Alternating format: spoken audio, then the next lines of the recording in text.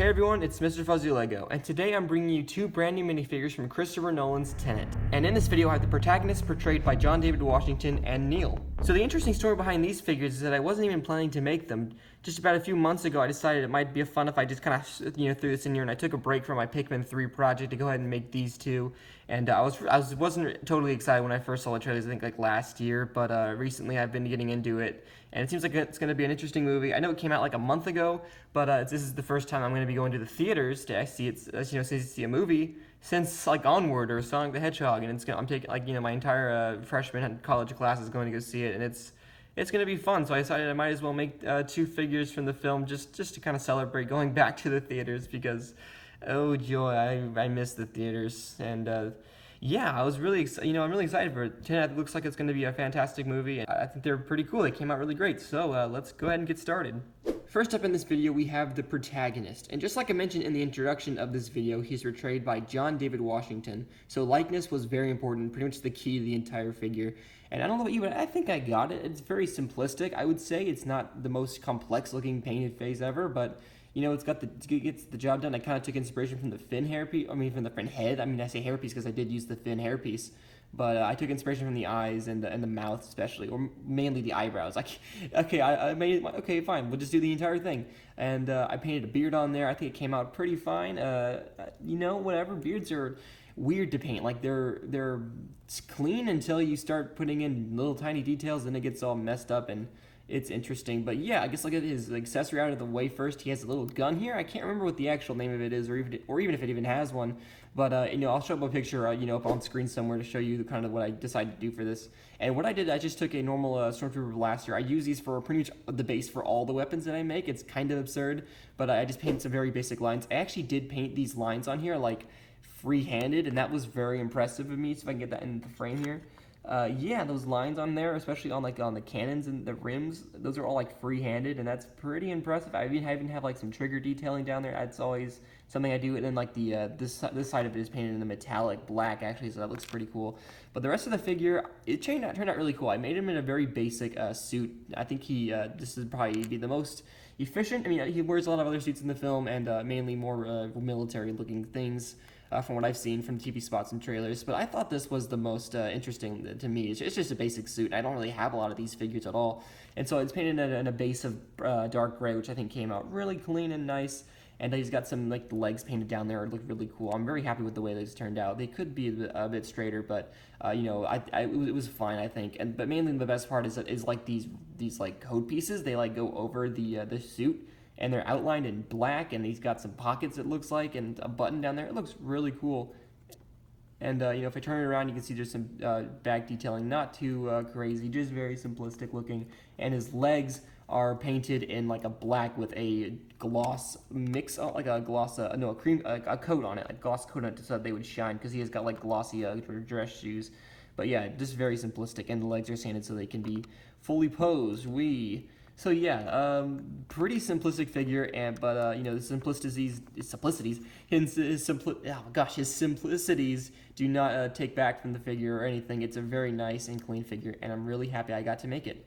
And of course, the second agent in this video is Neil, who I also think came out really nice and very simplistic. Also, in a lot of ways, he's very similar to the protagonist. However, it's painted in more of a lighter gray, and he's even got some more additional pieces that the protagonist does not have. So he's a bit special in that regard.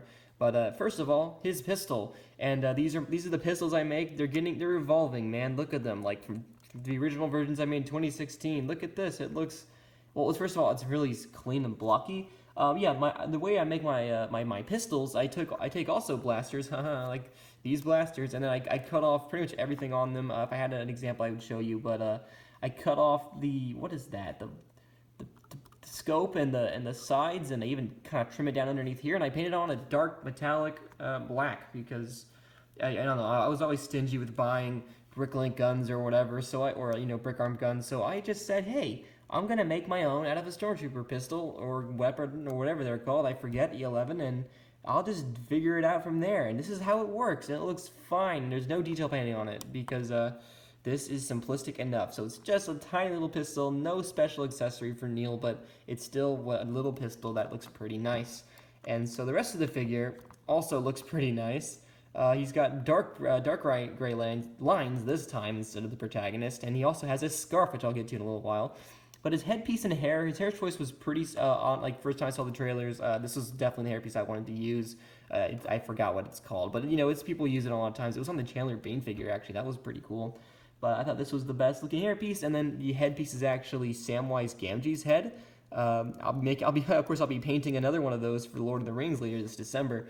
But yeah, I just painted over the eyebrows and brightened the pupils a little bit because they were a bit faded, and I think it came out pretty nice. And yeah, he's also got some pockets underneath here. He's got lines that go on his legs, just like the protagonist. And if I move to the back, he's got some more detailing. It's pretty much like an identical version of the protagonist, just in light gray, because he's even got the same shoe details down there, painted the same black with gloss coat on it. And so I want to go ahead and show you the scarf accessory that I made for him. I'm going to show you the additional side of Sam for a second. But yeah, I have a story behind this piece here. And also, there's some minimal detail painted underneath it, and these are three-dimensional also, these like tail things. But yeah, I have a story behind this thing. Look at this. This is my first official, like, fabric piece. Instead of using paper, it's fabric. And I have to give shout outs to a really good friend on Instagram, Fig Fella. His strategy he's been using for I don't know how many years, but it is super effective. He takes like a bed sheet and he cuts it up and he paints it as a substitute for like fabrics. And man, it works. And I asked, hey, give me some tips for how to do that, because I need to transition into using fabrics eventually, and paper is no good, so let me get me on that. And he told me how to make it, and I just kind of made this. And it looks a little weird because scarves are interesting to make, but it drapes over the figure just like this and covers up the main like piece there in the center, and it's even got some lines painted on there. It's a super nice looking thing, and I'm gonna go ahead and put the head back on. As you can see, we'll wrap up this video, but yeah, there he is, Neil. I haven't heard many, I think I've heard a few spoilers about this. I should have seen this like a month ago, but just now seeing it, lol. So forgive me for moving the background. I'm just trying to fix it because my arm is bumping against it like an idiot. But yeah, that's it, no additional details, and I think we're going to go ahead and wrap up this video. That's going to be it for this video, everybody. Thank you so much for watching. As you noticed, this video kind of had a different layout and different style to it. I'm really trying out some new techniques of how to make my videos look more professional. As you can see, there's an introduction, and there might be an outro. I'm not sure yet. I'm still kind of making a few things. So yeah, these figures I think just came out really great. I'm really happy I got to make them, you know, for the first film that I'm seeing in theaters since Onward, I think. I don't remember. It's been a long, like 8, or how long has it been? I don't know. It's been a long 6 months or something like that. I'm not keeping track of time. But yeah, great figures. And I think I'm going to have to end this video. So you can check out my social medias and leave a comment down below of what you like about these figures. Or maybe I made the likenesses weird. Or maybe I made the guns weird. I don't know. Whatever. And then, you know, after this, I'll go ahead and show you and showcase my Pikmin 3 figures. And then after that will be Mandalorian, and I'll just keep reiterating that, and that's simplistic as I can get. So, yeah, that's it for this video. Thank you so much for watching, and I will see you next time. Goodbye.